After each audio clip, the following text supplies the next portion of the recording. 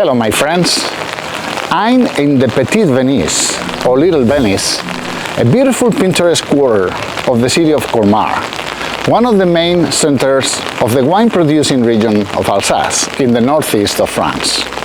Beautiful, right? Well, there are many villages this beautiful in Alsace.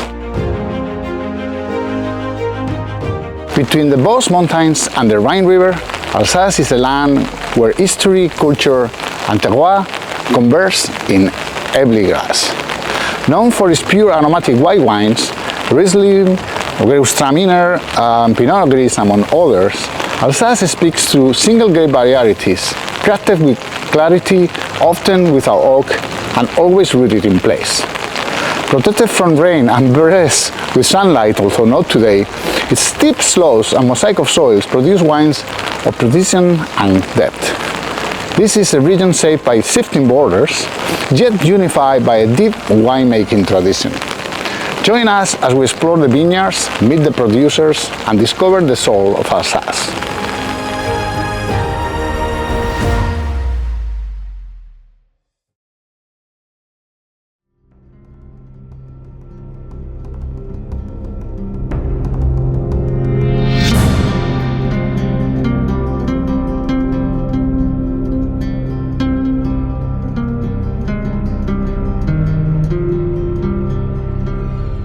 The Alsace wine region lies in the far northeast of France, stretching along a narrow strip between the Vosges Mountains to the west and the Rhine River to the east, which forms the border with Germany.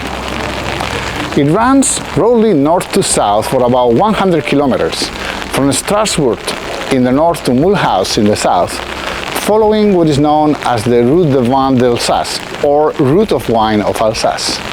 Sheltered by the mountains, Alsace enjoys one of the driest and sunniest climates in all of France, ideal for slow grape ripening and vibrant aromatic expression.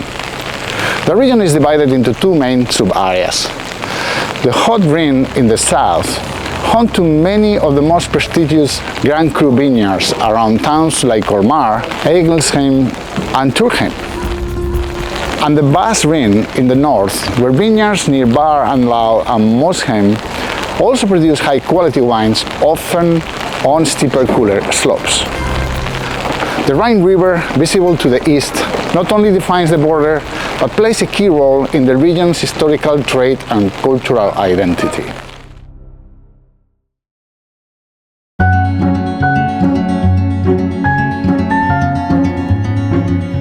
Winemaking in Alsace dates back to Roman times, but it was during the Middle Ages that the region gained fame for its wines, thanks to monastic vineyards and thriving trade along the Rhine. Over the centuries, Alsace changed hands many times between France and Germany, and with each shift came new influences in grape varieties, winemaking styles, and cultural identity. By the early 20th century, the focus had shifted to quantity over quality, with vines planted on fertile plains. But after World War II and the return of Alsace to France in 1945, growers began reclaiming the historic hillside vineyards and reestablishing quality through the AOC system. Today, Alsace is known for its purity of expression, single variety wines, and deep respect for terroir, carrying forward a legacy shaped by resilience, tradition, and a unique blend of cultures.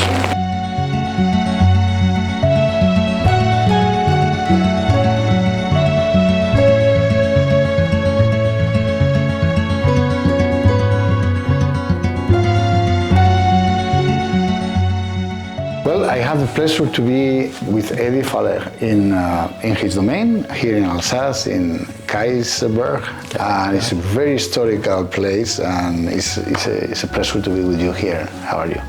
I'm good, thank you, welcome.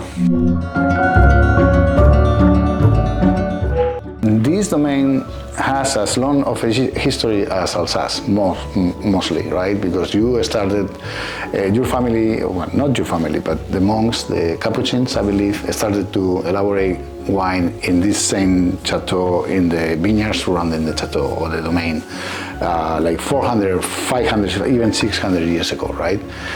And then eventually your family took over. But tell me about this, it's amazing. Yes, so it goes back even a bit further. As far as we know, there were vineyards planted in this area here since the 9th century. So it's been over 1,000 years of vines being grown here for wine. And so in the early 17th century, when the Capuchin monk order, which is part of the Franciscan order, was created, and this from Italy started spreading into Europe, some came here to Alsace, and the Abbaye de Thival, which was a monastery as well, that was the owner of those lands here, gave them this 7-8 hectares piece of land so that they could settle here and build a monastery here.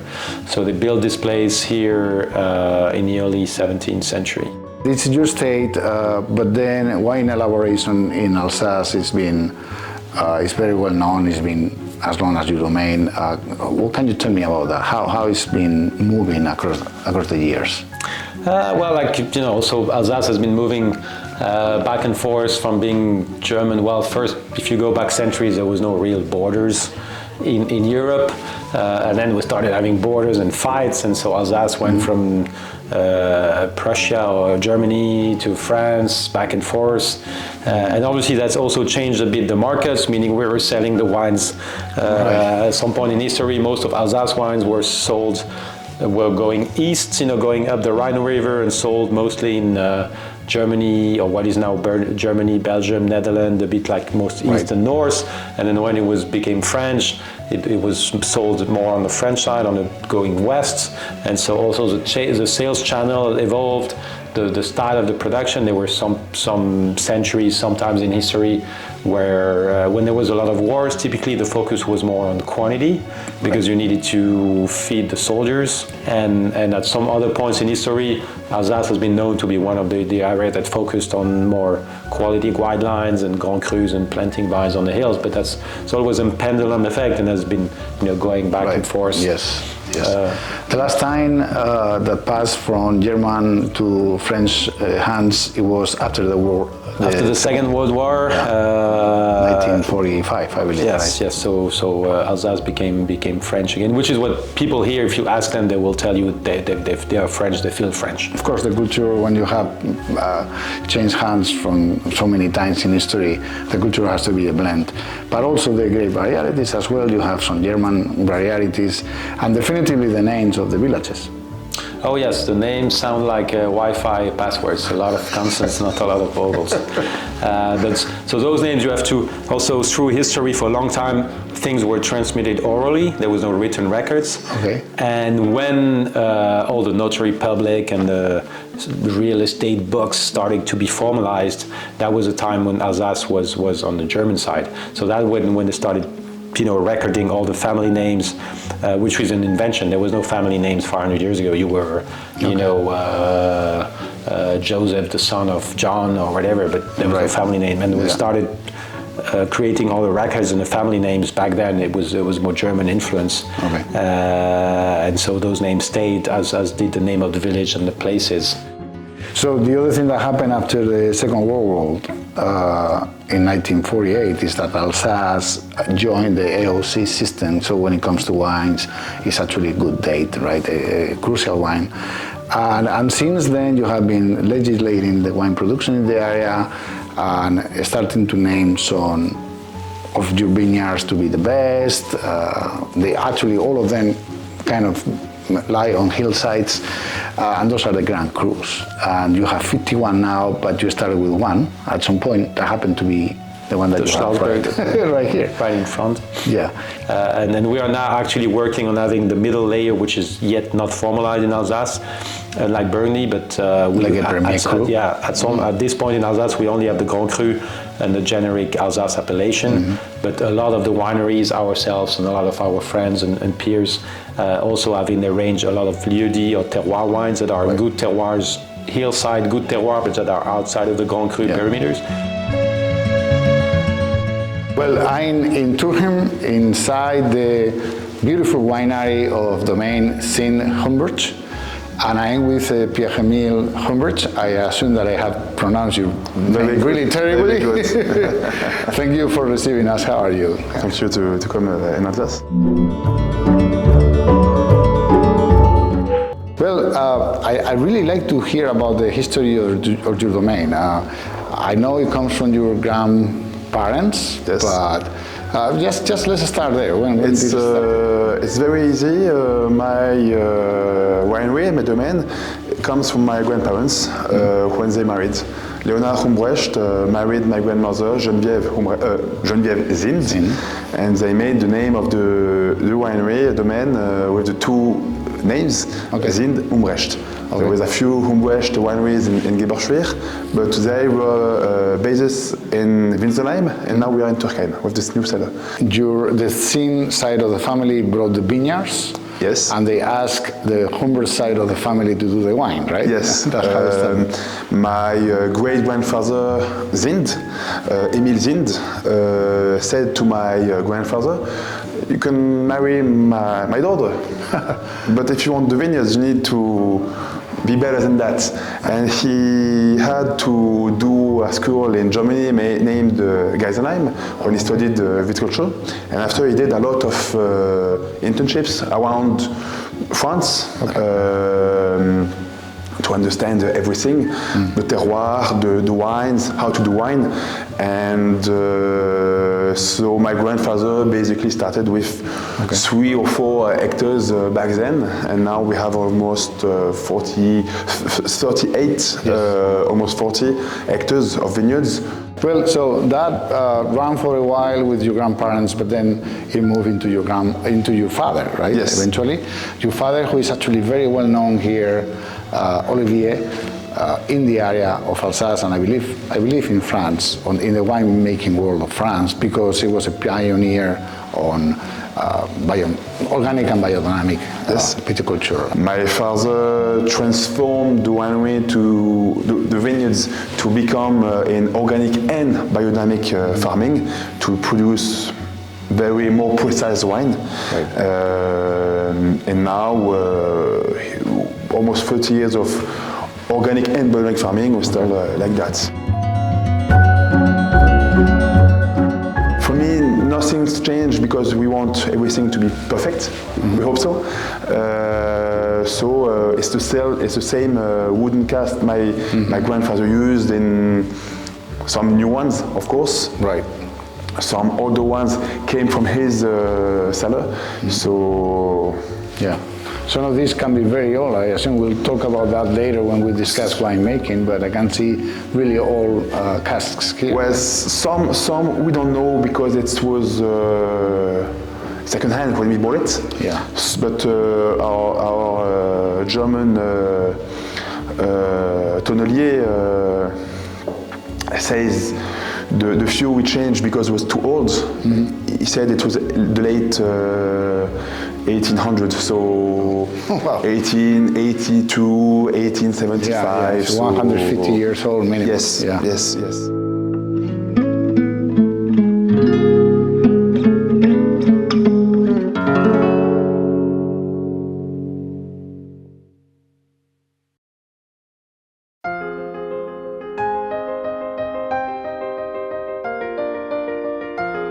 I'm now in Turckheim, with a very nice view of the high-quality hillside vineyards representative of Alsace. To understand the unique character of Alsace wines, we must first explore the region's remarkable natural setting, its climate, geology and soils, all of which shape the identity of each bottle.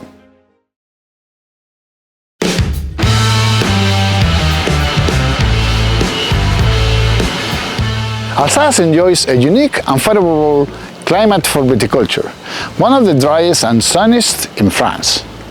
Sheltered by the Vosges Mountains to the west, the region lies in a pronounced rain shadow, receiving only about 600 millimeters of rainfall per year. This dry environment reduces the risk of fungal diseases and allows for extended hang time on the vines, promoting full ripeness and aromatic development. The climate is continental, with cold winters, it's freezing right now, and warm, sunny summers. The long growing season, combined with high sunset hours and marked diurnal temperature shifts, especially at higher altitudes, helps retain acidity while allowing for slow, even ripening. These conditions are ideal for producing white wines with purity, freshness, and precision, all hallmarks of the Alsace style.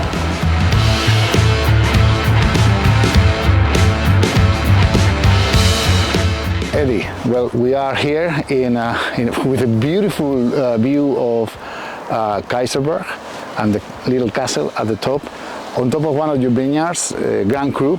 How it's called? Because I don't know. Schlossberg, the first terroir to be classified as a Grand Cru here in Alsace 50 years ago. So 50 years ago. We're celebrating the 50th anniversary this year. Excellent. Now you have 51, right? Total in Grand Cru in Alsace, yeah. Okay, that's great. It's really an honor to be in one of these vineyards. It's where you can actually see how difficult viticulture is here, but we'll talk about viticultural practices later. I'd like to talk a little bit about the climate of this area. It's very peculiar because you have the Vosges Mountains protecting you from the west winds. And can you tell me how this affects the grapes? Yes, so it's a continental climate because of the location of Alsace, which means big temperature gap between summer and winter. So pretty cold winter. We had snow yesterday actually, and still pretty cold today. Very warm summers, and also a big temperature gap between day and night. And having the Vosges mountain on the western side of the vineyards here in Alsace acts a bit as a shield. So those mountains go up to 1,200 meters, which is enough to shield the region from the rain that usually in France come from the west, from the Atlantic Ocean. Run all through France, but by the time they arrive in Alsace, well, it rains a lot on the other side of the mountains, and much less here. So we only have, thanks to those hills, we only have about 500, 600 millimeters of rain per year. And the second positive aspect of those hills is that they create a temperature gap between day and night. Right. So we get very warm temperature during the day in the summer, because we're in a continental climate, we're facing south on the hill, but at night we have cool winds coming down, which bring the temperature down during the night in the summer to 14, 15 Celsius. Okay. So it can be really hot during the day, but at night you'll need a jacket. You can't hang around with a t-shirt here. And that temperature gap is really interesting to keep the freshness and the acidity in the wines. Excellent. Pierre, we are in one of your vineyards here in the Grand Cru. You have several patches of vines around with a beautiful view open to the plain of Alsace. The Rhine River is far away, and Germany is on the other side, I believe, and all these are the Vosges Mountains. It's a beautiful view. To discuss the climate of this area, how would you describe it? Well, of course, we are in the middle of Alsace, near Colmar. You can see the town just over there. Alsace is a very dry region. Usually, not today. Not today. Yes. And quite warm, not today also. We are near the Vosges. So the Vosges, just over there, we'll see it after. The Vosges is a big wall for all the big clouds, rainy clouds from the west. And it stops at the Vosges. Colmar, driest town in one of the driest town in France. Usually 500 to 600 millimeters of water every year. Münster is 10-15 kilometers in the mountains from now where we produce the cheese, and it's almost 1,500 millimeters of water, so very dry almost here. 3 times more than here. Right, and the rain falls mainly in the winter time. Yes. Right, so but it's actually good for wine growing because Exactly. The climate is good now to be rainy and cold for the soil, for the disease also, to be in a cold, to have this cold period. All this water will be very necessary in spring because in the season, spring and summer, Alsace is very dry, right, usually, and very warm. There is no problem to get almost 40 degrees in summer, which is quite hot.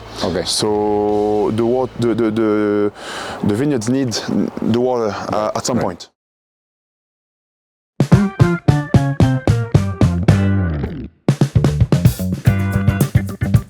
Alsace is renowned for its extraordinary geological diversity, often described as a true mosaic of soils.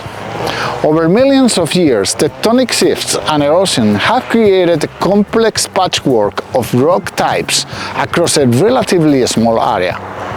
Vineyards can sit on granite, limestone, schist, marl, clay or sandstone, sometimes even a mix of several within the same slope. This variation gives winemakers an exceptional palette of terroirs to work with, each influencing the structure, minerality, and aromatic profile of the wines. In general, lighter, well-draining soils like granite or sandstone tend to produce more delicate and aromatic wines, while heavier clay and marl-based soils give greater body and richness. This diversity is key to the expression of single varietal wines in Alsace and plays a central role in the character of the 51 Grand Cru vineyards.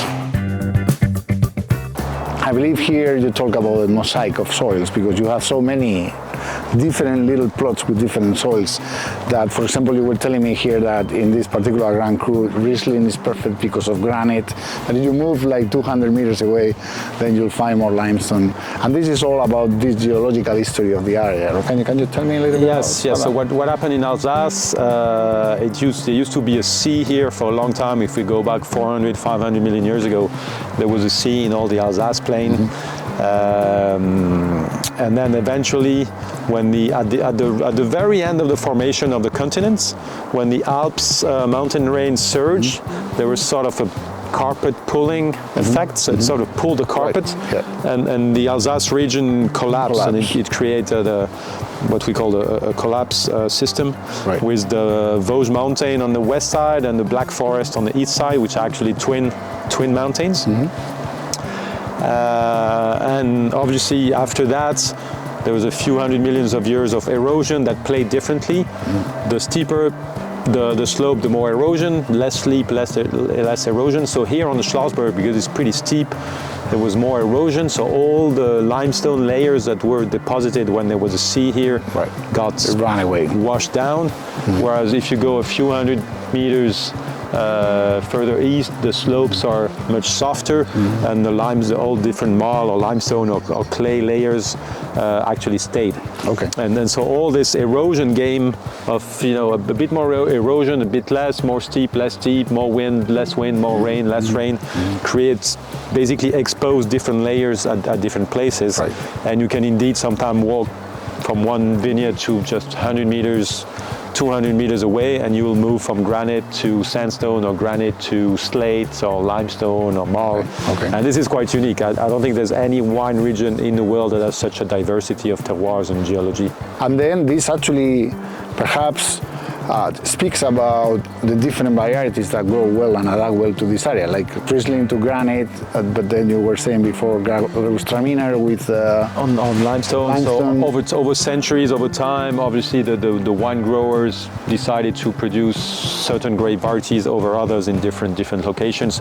Here on the Schlossberg, on the granites, it's a vast majority of Riesling. It's 90% Riesling. Riesling really gives excellent results here. Very structured, powerful, yet very elegant wines. Right.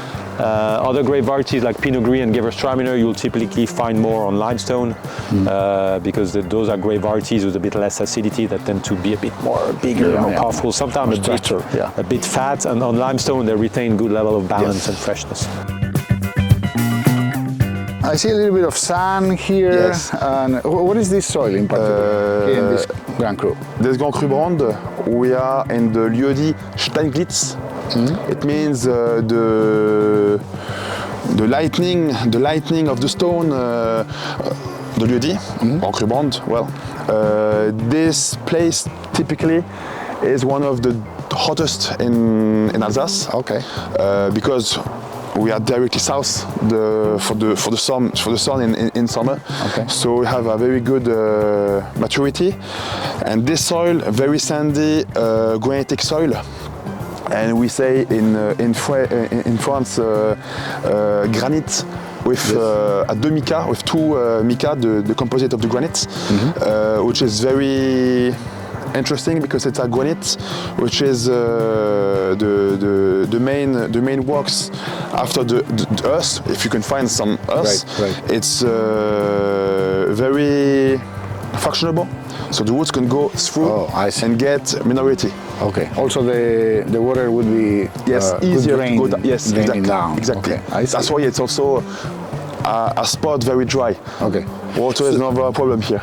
Well, there's 51 Grand Crus in Alsace. You actually you own several of them, right? Yes. Are they all the same with the same soils? Or? Sometimes we can compare this Grand Cru brand to the Grand Cru Sonnerberg, the Vinek Schlossberg, and the Grand Cru Schlossberg at Weinbar's place. This one is quite different because the soil, the stone is quite destroyed already. Okay. Quite old, and we have a very, very different climate. And of course, all the small valleys with all those different Grand Cru on granitic soil have different climates.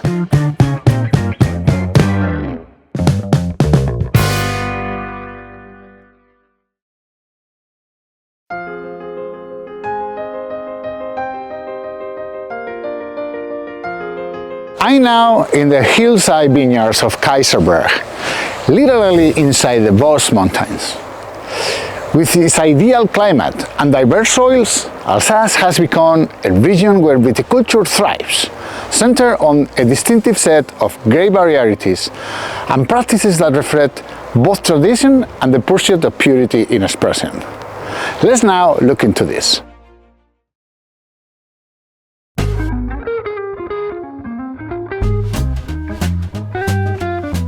Viticulture in Alsace is focused on preserving purity and expressing terroir. Vines are typically trained in single or double guyot, with high fruit zones to reduce frost and humidity risks. Canopies are tall and well spaced to maximize sunlight and airflow, especially important on the region's varied slopes. Planting densities average around 44 to 4,800 vines per hectare, with hand harvesting required on steeper Grand Cru sites. Organic and biodynamic farming is widespread, supported by the region's naturally dry climate.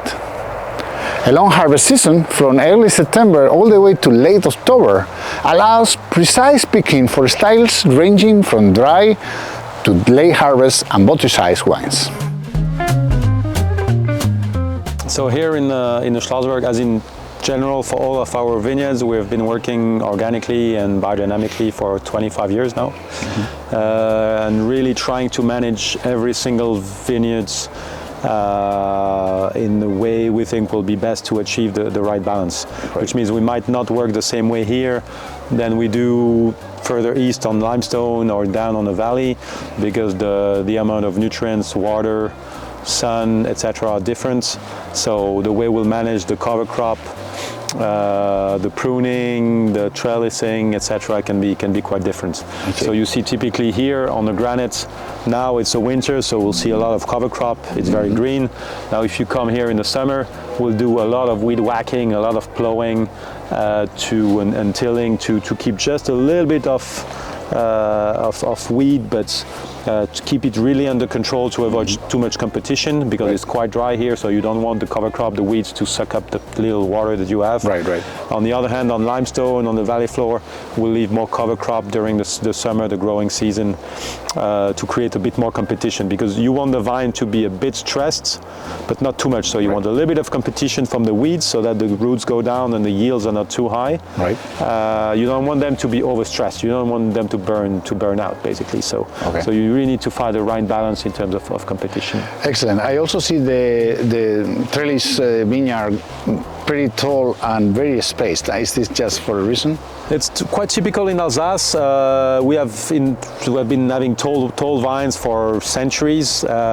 So it brings the vine pretty high up, so which means you have the buds and the fruits at belt height, so they're a bit further away from the frosts and because the lower temperature on the ground, and from the humidity, so less mildew problem. But the advantage nowadays with these high vines is that you have more shadow from one row to the other, and the fruits are more protected from the sun in the summer. And I think you'll see more and more in the future also in Burgundy, in Champagne, where they used to have low vines. A lot of the growers will bring their vines up, a bit like Alsace style, to have more shadow. We are in these very steep vineyards, and it's beautiful, right? Those terraces built with stones, maybe here built like 300 or 400 years ago, that you had to maintain. And this is part of the care that you had to put into the vineyard, and a lot of work. This is part of the work, maintaining those terraces, because obviously with time they tend to tilt, so you have to repair them or rebuild them once every 10, 20, 30, 40 years. So it's a lot of time, a lot of people, a lot of money. And on terroir where the yields are already very low because of the soil type of the granite. So I tend to say that this terroir, like a couple of others in Alsace, is double the work for half the yields. Now we are in the same Grand Cru, but with the opposite view. We see this valley coming down from the Vosges Mountains into the plain of Alsace. We have Turkheim behind us with the bells ringing. And I think it's a perfect place. We have a little plot of vineyard here that you own. Perfect place to talk about viticulture, because you are perhaps one of the pioneers, your father in particular, of biodynamic farming here in Alsace, together with other winemakers. Well, my father started biodynamic farming with organic farming at the same time, because with a simple product, compost, to bring more life, also organic to the vineyards, but very live compost, very fresh. And everything went very fast. Everything in organic and biodynamic now, and usually in winter we leave grass in the vineyards, and in spring we try to work the soils. Okay, so these cover crops that you see all across Alsace, it's just to keep the land with a high biodiversity level, right? Not just the grape, but many other. Yes, now we try to live sometimes with the quite difficult vintage we had after the harvest. Very sunny and very hot, 20 degrees in October, and which is quite warm for us. And also water, the grass kept growing. But in spring, usually we try to work the soils again. We start here, for example, it's quite, granitic soil is quite easy to work. So even with the steep hills, we do everything with the horses. With horses, yes. I read about that. So you have a name for your horse, right? You have one horse or several horses? We have three. Three now. Okay, perfect. So you work everything everything manually with Yes. horses. Yes. And the harvest as well. The harvest is by hand. Of course, by hand. Of course, we still have small tractors to work the vineyards. We have small caterpillars because we want to compact the less possible the soil. Okay. To be more. Caterpillars that had to be very, very narrow. Yes, very, very narrow. Yes. Okay, I see. And so one peculiarity of Alsace when it comes to harvest is that it's one of the longest in the Yes, world. yes. It starts early in September perhaps, maybe sometimes in August, I assume now with the climate change, but it runs all the way to the end of October Yes. because of the different grapes. and- Now it depends the vintage. 25 was quite, I think, easy because we started the harvest the 25th of August, Okay. and we finished the 16th or 17th of September. So quite only 3 weeks. Okay. But very intense. hard-working weeks. 24, for example, we started early September and we finished middle of October. Yes. Yeah. And so it depends on the grape. What is the earliest grape? The first one, Pinot Gris. Pinot Gris always. Because it's the riper. And after usually some Riesling, Grand Cru Brand here, for example, because it's it's ripening very fast here. And after usually we finish with Riesling, Clovinsburg and Unavier. Gewürztraminer and Muscat. Muscat, it's during Riesling, and Gewürztraminer depends if you want to do late harvest or dry style Gewürztraminer.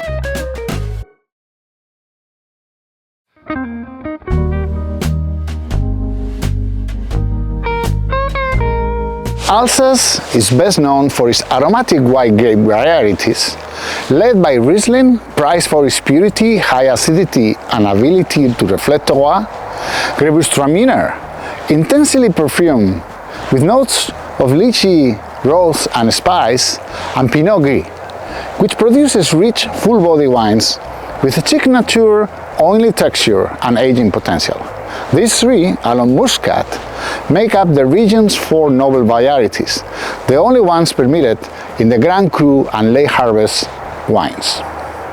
Pinot Blanc and Auxerrois are widely used for fresh, easy drinking whites and the sparkling Cremant d'Alsace.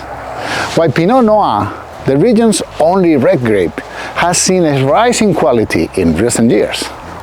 Other varieties grown here include Sylvaner, Chasselas, and small amounts of Muscat Tonnelle, but those are less used. And then when it comes to wines, you have monovarietal wines mainly, right, in Alsace. Perhaps it's one of the only regions in France in where you work with single varieties of many grapes. Riesling, Gewürztraminer. Let's just go through 3 or 4 of them. Riesling, the main one. Riesling is the flagship grape variety nowadays and has been for a while in Alsace, and I think it's produced some of the best white wines in the world. It's very terroir driven, terroir transparent. Right.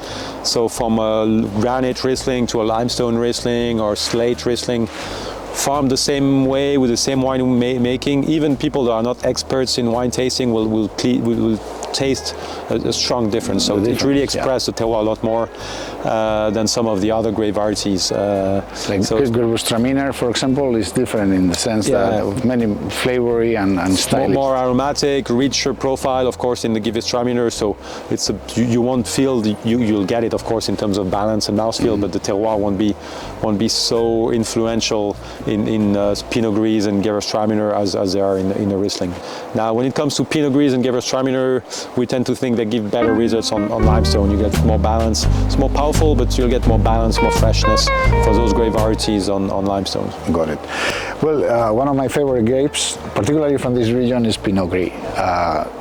Explain that to me a little bit. It's a grape that, I don't know if it's found in Italy, but I assume that it's completely different, very different, perhaps. At least the wines are completely different. Is the grape different as well from the ones that you find in It's, Italy? I mean, at some point maybe there were slightly different clones or Massal selections being used, but it's the same origin, it's the same grapes. It's a mutation. It's a mutation from the Pinot Noir that probably occurred in Burgundy and was brought to different places in Europe. Alsace Pinot Gris tend to be a little bit more structured, more full-bodied than Italian Pinot Grigio, yet with a very good balance, great acidity. So I think they're probably some of the most food-friendly, gastronomic, versatile white wine you'll find in the world. You don't have to convince me about that. I love it. And then together with these three, Icon's Muscat is less grown here, but it's one of the 4 noble varieties. Yeah, in Muscat Alsace. is historical here as well. Has been here for centuries on the small, always a little bit on the side. So less than 5% of the area in Alsace, but it was always made, unlike other regions where I think the Muscat worldwide is known for sweet wines. In Alsace, it was always made dry, Right. same as a Riesling actually. Yes. And so it's a bit surprising for people outside of Alsace to taste a dry Muscat, but yeah, it's a fantastic aperitif starter wine. But you also have other varieties that are mainly Germanic, like Sylvaner, and you work with it from the very beginning, actually. Yes. Also, it's been Sylvaner for a long time. It almost disappeared because it's if you don't control the yields with cover crop and short pruning, etc. It's a grape variety that tends to yield quite a bit. So it was used for mass production wine for centuries ago, and it declined a little bit after the Second World War because the consumer moved away to what was considered better quality wines like Riesling, Pinot Gris, Gewürztraminer. But now it's actually finding a sort of a second life, and a lot of growers are replanting a bit more Sylvaner now because we're feeling that it's actually behaving pretty well in the context of climate change. Okay. It keeps good acidity, not too much alcohol, and right. and it reached a low, and now it's being a little bit more replanted. So we historically always maintain our 1 hectare block of Sylvaner, but we are replanting a little bit more now, actually. Got it. And then you also have non-noble varieties, but widely spread across the region for sparkling Cremant d'Alsace, and those are Pinot Blanc and Auxerrois. And another one I forget. Chardonnay can be grown here for bubbles. Okay. Yeah, although Pinot Blanc historically was used for still wine, and we still do a still wine with Pinot Blanc. I think it makes really great still wine, Pinot Blanc and Auxerrois. But nowadays, most of those are used for bubbles. Yeah, Cremant now accounts for 35% of the production of the Alsace region as a whole. So it has taken immense proportions here. Yeah. And Alsace makes some of the finest bubbles, Cremants. I think, in the world nowadays. Yeah. Not obviously we don't have the champagne name brands. Right. But also you don't have the prices, which is actually pretty good. But exactly, but I think the value for money, if you look at value for money, Alsace Cremant nowadays is really in a very good spot. Yeah. I actually wanted to ask you about the late harvest, the Vendange Tardif, yes. and the Sélection de Grain Noble. Yes. That is botrytized grapes. I assume it doesn't happen every year, right? It's quite complicated now with the climate changing. Late harvest easier because you have more passerillage than botrytis, very noble botrytis. With the weather and the harvest starting very early now, it's very hot, and the nights are very hot, still very hot, and very dry. So you don't have this mushroom weather to have the botrytis, the very noble botrytis. Right. So it's quite hard. When is the last time that you elaborated one of these ones? 2018. Wow. So 7 years ago. Oh man. Okay. But if you want to do a very good late harvest or Sélection de Grain Noble, we need to have the best climate and the best year to do it. So it's quite rare, yes. Okay, so for the late harvest, how long do you get the grapes hanging into the vine after regular harvest? Usually it's 2-3 weeks after the dry wines. So for the Pinot Gris Cloypsal, if you do a dry wine end of August, the late harvest will be 3 weeks after. I see. Now, but sometimes Riesling-Braun, where we are here, in 2008, my father started almost the harvest with the Sélection de Grain Noble because it was perfect condition in 2008 for the botrytis, very noble botrytis, and he made one of the best Grain Noble this year.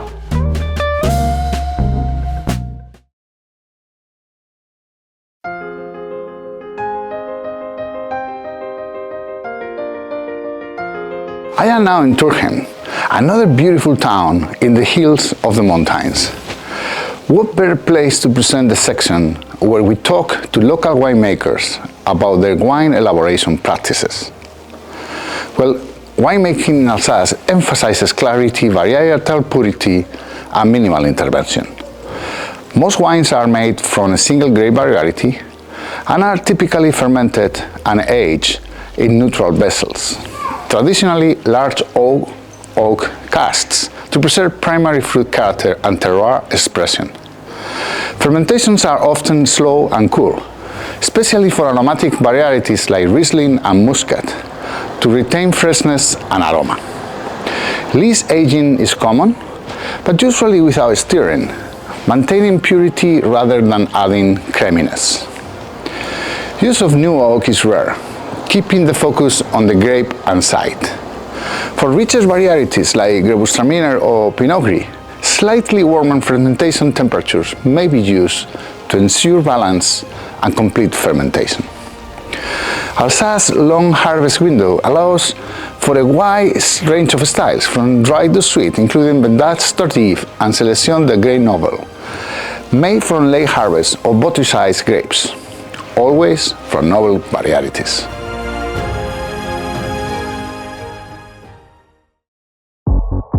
Eddie, we're in your winery, beautiful, very old, with these very representative fooders from Alsace. Let me know how you elaborate your wines. I believe, do you have distinctions between the different grapes, or? No, we pretty except the red wines, the Pinots, which are a very small part of our production. All the white wine are done the same way, so the winemaking is very similar for all the white wines. So we crush the fruits on the other side of this room with pneumatic press, and then we bring the juice here, put them in those fooders, let it ferment spontaneously with wild yeast, and keep the wine on total lees for the whole time. So it ferments, goes through mallow spontaneously as well, and we keep it on total lees for anywhere between 8 and 18 months, depending on the ferment dynamic. Without batonnage, though, usually our wines have enough structure, so we don't do steering or batonnage of the lees, but we do keep them on total lees. We don't rack them after the ferment. So all the time until you bottle the wines for yes, selling? Exactly. Oh, that's great. And how much do you fill these fooders? All the way up to the top? So when you bring the juice to ferment, you need to leave a little bit of space, because when it ferments, it's very bubbly, so you don't want to fill them up to the top, and the wine is protected by the CO2 of the fermentation. Once it's done fermenting, we top it up to make sure it's completely full to avoid oxidation. Okay, some of these fooders are 100 years old, and you have some new, but you actually tell me that you kind of use the new ones for Riesling, for example. So my guess is that the wood basically does nothing when it comes to aromatics, but it does a lot for the aging and the preparation of the wines. Exactly. How does it work? It's not as airtight, it's not completely airtight like stainless steel. So of course a lot of people in Alsace around the world move to stainless steel because it's cheaper, it's easier to clean, quicker. Now this is the typical vessels that have been used in Alsace for forever, and they bring its neutral oak, so yes, it doesn't impact as the top of smaller barrels you'll find in Chardonnay or etc. But it brings a micro-oxygenation, patina, and a complexity that you won't get in stainless steel. I also assume that if you don't rack the lees, the gross lees out, that is going to impart some of the characteristics into the wine, maybe more structure, maybe.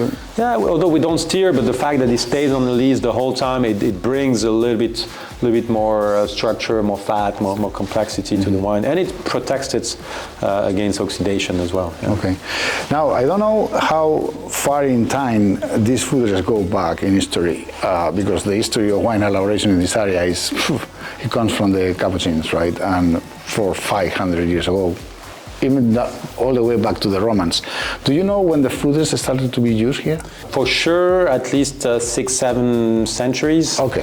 Now, if it's older, and that's the reason actually they are shaped in oval, because centuries ago, all the wineries in Alsace were located inside the villages, but the houses didn't have a lot of square foot on the ground, but were quite high. So the cellars had high ceiling, but not a lot of square meter footprints. And so building them ovals was a way to maximize the volume you can put in a cellar.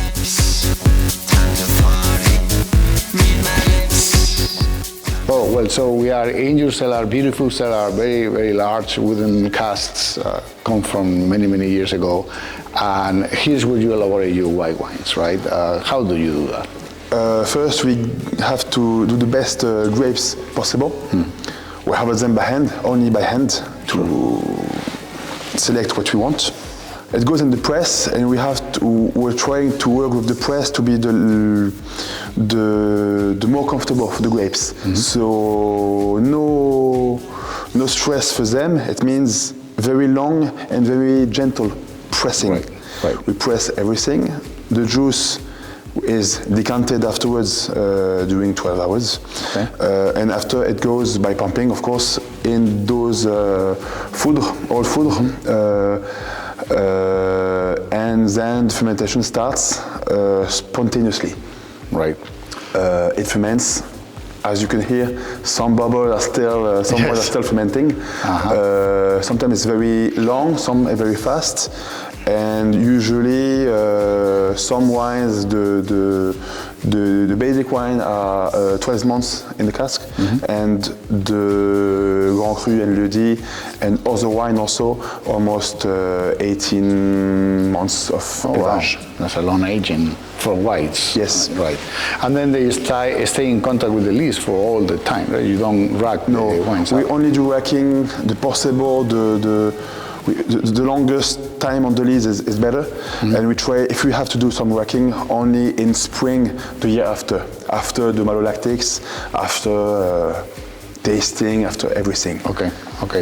So the single varieties, I assume they get out of the fooders and they go to bottling. Maybe you blend between different casks. We don't blend a lot after the harvest. Usually we will blend everything during the harvest, and usually it's if you have one cask now, it will become, if no problem, of course, one bottle, specific bottle. Okay. So many bottles of each cask, depending the size of it. But usually it's like that. Yes. I see. Well, so you also, which are actually very famous here in Alsace, is the sweet wines, right? Yes. Made out of the noble grapes, the Selection the Grey Noble and the late harvest, the Vendas Tardives. How is the process for those wines? I assume it's slightly different, right? It depends of ripening, of course, the weather during the harvest, making the best vintage for late harvest or Grenoble, let's say 2008, very easy because it was the perfect weather. Perfect time of the harvest, maybe early October and early September. Okay. And you have the perfect balance between acidity, the flavors due to the botrytis, and then also the maturity. And usually after being pressed, it gets to a potential alcoholic potential, sometimes 20, 25, 30. So a lot of sugar. Yes, a lot of sugar. But then once you have the grapes in the winery, do they get into the same fooders? Big fooders, maybe a smaller one? Smaller, very small. Right. Those behind me, it's 3,000 liters, and usually when we do Sélection de Grenoble, it's more like 500, 400 liters. So it's very small production. Right. We don't do it every year, and very small production. But the process is the same. Almost the same. But the fermentation doesn't. The fermentation can be very, very, very little. Sometimes we do Grenoble with only 7.5 alcohol. Okay. So it's not a lot because the yeast doesn't want to ferment so sweet because it's so sweet. Right. And also sometimes a lot of acidity, which is good for the balance of the wine. Right. And sometimes it takes a long time to just ferment 7% degrees. or Right. 5. And so they also stayed a long time aging in the wood, like 18 months or something like that? Sometimes more, maybe it depends on the fermentation. The last time in 2008, some wines from 2008, maybe 24 months, Okay. maybe more. It depends of the fermentation, you know.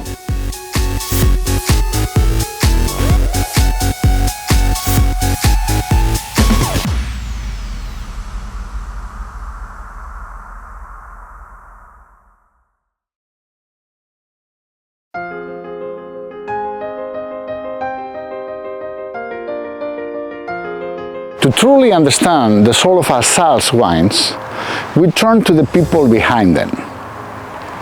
I'm Enrique Ver, known by locals as the Little Pearl of Alsace. Untouched through the big wars of the 20th century, this remains a real gem. In this next section, we meet the winemakers, those who know its slope, soil and season by heart. And we join them in tasting the wines that embody their vision, their craft, and the unique character of this remarkable region.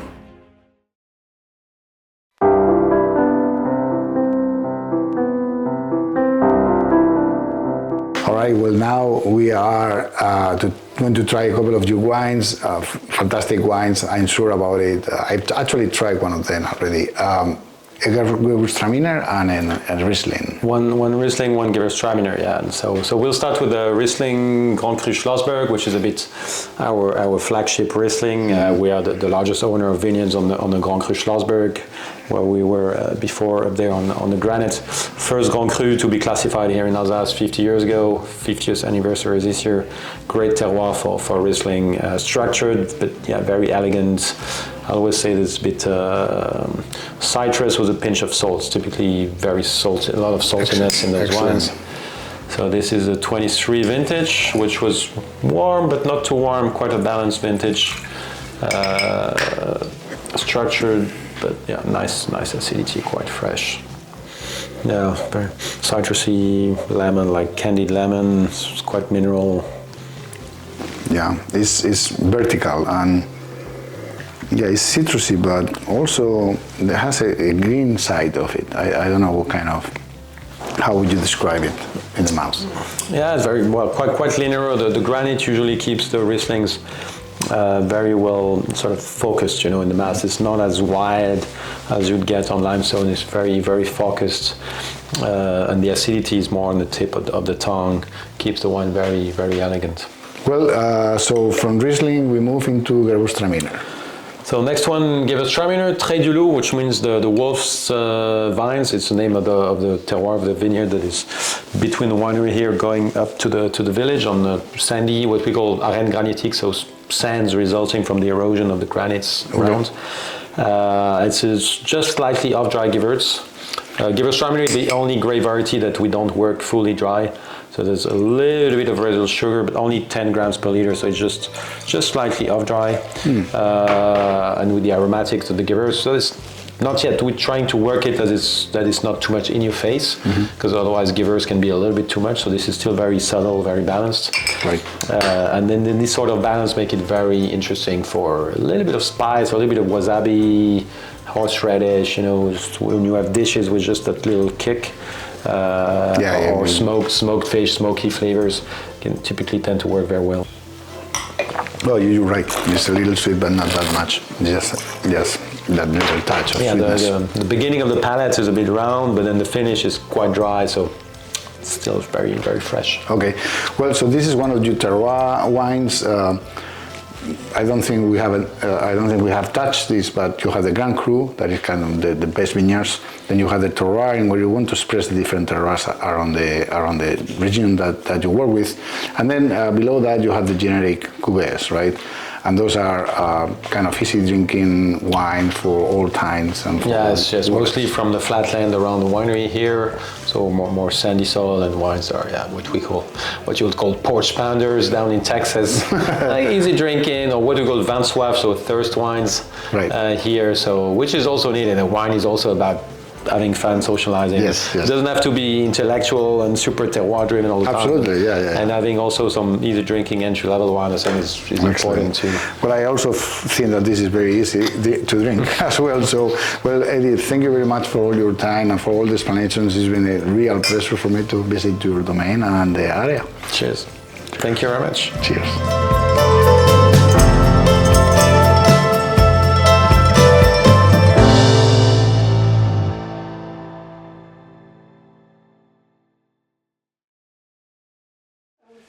Well, I have been advised to come to this very traditional restaurant in Kaiserberg and order snails. Snails is the very typical food that is being eaten in this area for a long time, and I'm gonna try it with Cremant d'Alsace, a sparkling wine. Unfortunately, none of the producers that we have visited produce our Cremant or focus on Cremant, with some exceptions. But this is a very good value sparkling wine, perhaps the best value sparkling wine that competes with champagne, but without the price tag of champagne. Well, it's very aromatic, fresh and easy to drink. And it's great to accompany a lot of different dishes. Hopefully, this will pair very well with the snails. Let's wait for the snails to come. Okay, I got the snails and I'm gonna try them. I only got 6 because I'm traveling with my wife and she doesn't eat snails, although I love them and I had to try them. Let's see.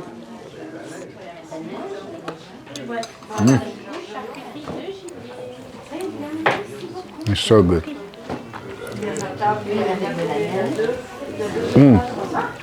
And it's actually very good to pair them with Cremant d'Alsace. So I invite you to come to Alsace. You will laugh, you will like the areas, you will love the villages. The food is fantastic. Actually, the word gastronomy was invented here, and it's a really nice place to come and visit.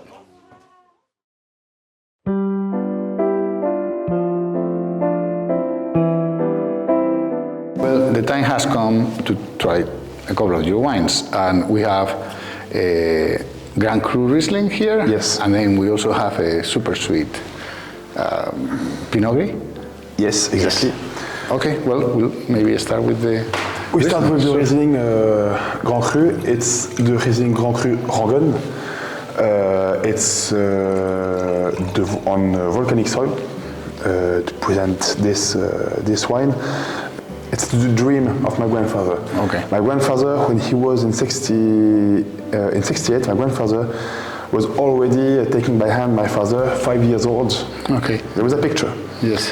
My grandfather by hand, my father, in the vineyards of the Rangon, near the small chapel in the vineyards, and the dream of my grandfather buying and doing wine on this hill, this Grand Cru Rangon. And this is a very typical Riesling, very typical for the Grand Cru. The smell always very smoky, very like the ashes of the Grand Cru. Well, it's volcanic. It's the ashes, volcanic ashes, compressed during millions of times. Millions. Yeah. And one day we have the Rangon over there, very steep, very powerful wine, more rain over there, and it brings very special Riesling. Smoky. It is smoky. That's definitively true. It's spicy and smoky. The flint, smoky, very powerful nose, not fruity, you know, and a very specific mineral, but not the petrol, Riesling petrol you can find when it ages.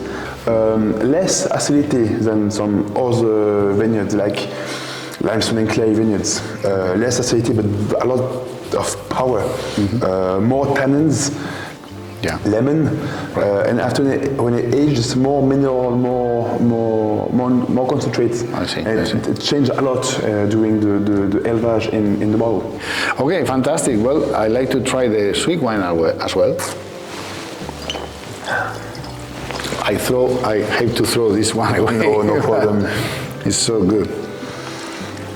So this is Pinot Gris. You see how it's thick? The sugar is almost You can feel the viscosity actually. Yes. So this is Pinot Gris Grenoble from the Cloyepsal, and it's the Tri Special, special selected in the vineyards during the harvest, 2008.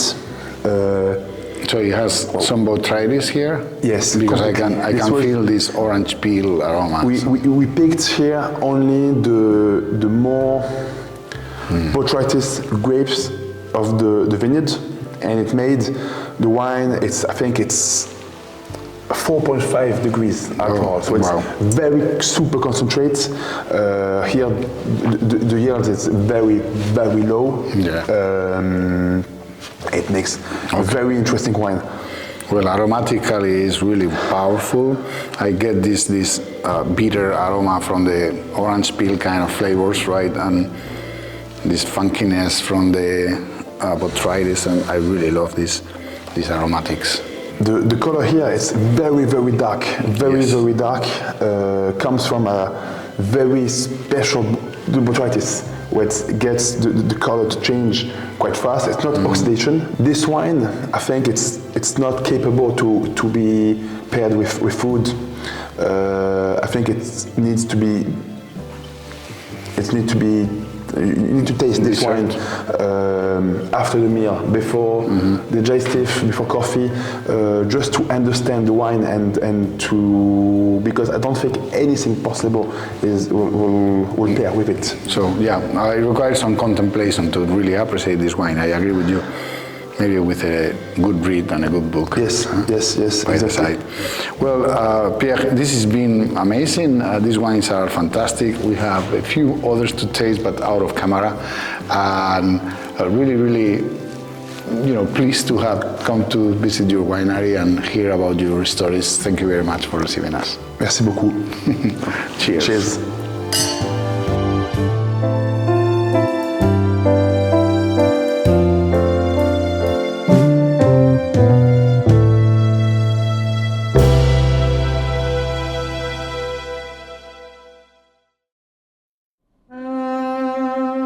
In Alsace, every bottle carries more than just flavor. It carries history, place, and identity.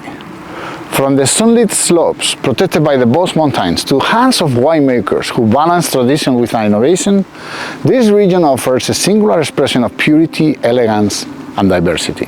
Whether it's the mineral tension of a dry Riesling, the exotic perfume of Gewürztraminer, or the quiet power of late harvest Pinot Gris, Alsace wines invite us to slow down, listen to the land, and taste the story it tells. As we leave these vines behind, one thing is clear: Alsace is not just a region, it's a voice in the glass. And it speaks with clarity, beauty, and enduring soul. Don't forget that you can get some of these wines at Winedos.com if you're in the United States of America.